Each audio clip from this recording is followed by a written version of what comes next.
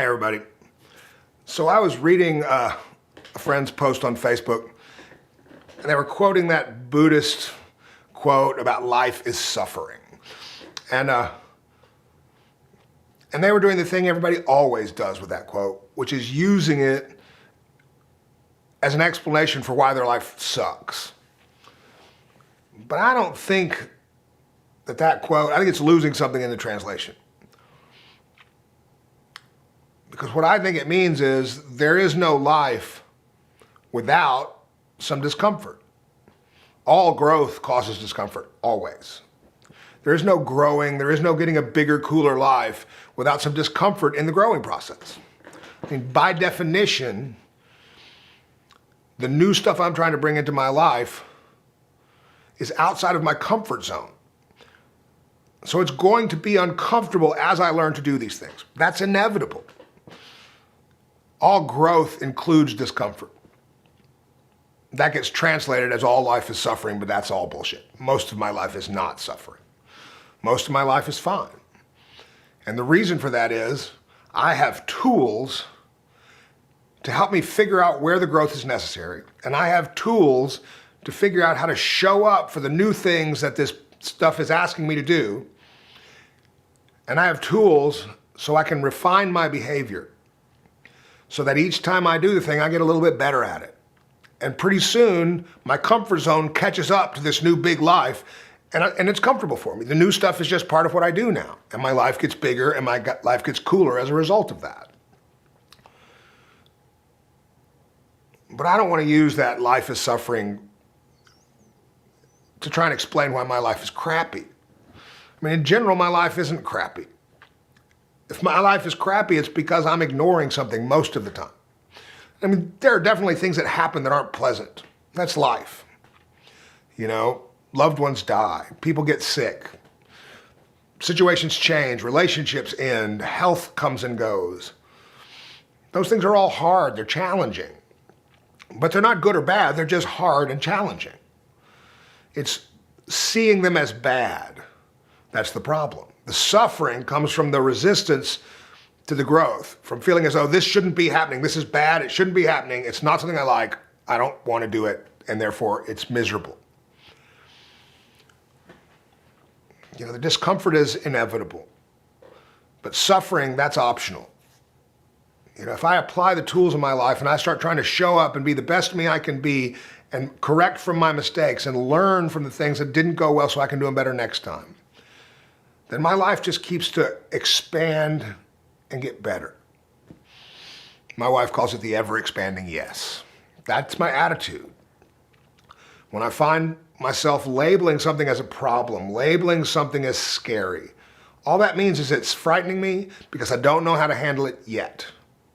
But as long as I tack the yet onto the end, that implies that I'm going to know how to handle it at some point. I have to constantly remind myself that just because I don't know what the solution to the problem is, doesn't mean there isn't a solution. It just means I don't know what it is yet. But somebody, somewhere, at some point in time, has faced whatever problem I'm facing and has found a way through to the other side. And if I'm willing to ask for help from the community around me, somebody is going to step up and talk to me about how they walked through that stuff. That's just how it works. And if I think I need to know all the answers to everything that might ever happen to me for the rest of my life, I should be afraid, because I already know I don't know those answers. But if I can stay present in the moment, and I can use the tools I have to remain connected to this power source, so that I can have some peace and some ease and some comfort in my own skin, then I'm much less likely to make fear-based decisions as I'm learning how to do whatever is in front of me right now. Whether it's something easy or something hard, something familiar or something unfamiliar. If I'm letting fear run my behavior, I can make bad decisions around stuff I've done 100 times. But especially when I'm doing something new, I gotta be real careful. It doesn't mean the fear is gonna go away, at least not right away, but it means I can make a decision that's not based on fear, action that's not based on fear. And there may be some discomfort, but there's not any suffering. So if you're running around thinking all life is suffering, you might need to reassess why you think that. Because there are definitely tools that are available to you. There is a source of power that is available to you.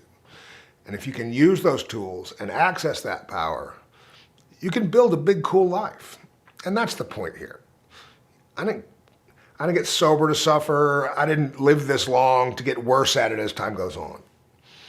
You know, I want a big, cool life, and I want to know how to show up for it. I want to feel pretty comfortable in my skin. I want to know that what I'm doing today is helping me build a better tomorrow. I talk all the time about how I don't have a ton of free-floating anxiety in my life anymore. I used to.